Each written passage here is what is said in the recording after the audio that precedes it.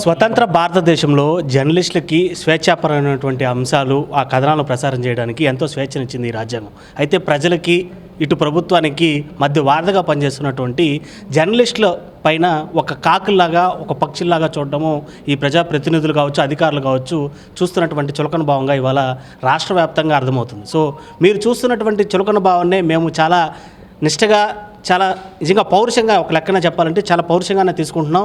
ఇదే పౌరుషంతో ముందుకెళ్తాం. ఏ విధంగా అయితే ఒక రోడ్డులో ఒక కాకి ప్రమాదం శాతం ఒక దెబ్బ తగిలి కింద అల్లాడుతుంటే మిగిలిన కాకులన్నీ వచ్చి వాటికి అండగా నిలుస్తాయో, అదేవిధంగా మీ ప్రవర్తన మూలన, మీ చులకన భావన మూలన నేడో రేపో జరగబోయేటువంటి జర్నలిస్టులపైన దాడో, హింసాకాండో, వేధింపులకో ప్రత్యక్షంగా ఉన్నటువంటి మేమందరూ జర్నలిస్టులు జేఏసీగా మారి వారికి అండగా నిలిచి అధికారానికి అదేవిధంగా రాజకీయానికి వ్యతిరేకంగా మా స్వేచ్ఛను కాపాడుకోవడానికి పోరాటంగా దిశగా ముందుకెళ్తాం.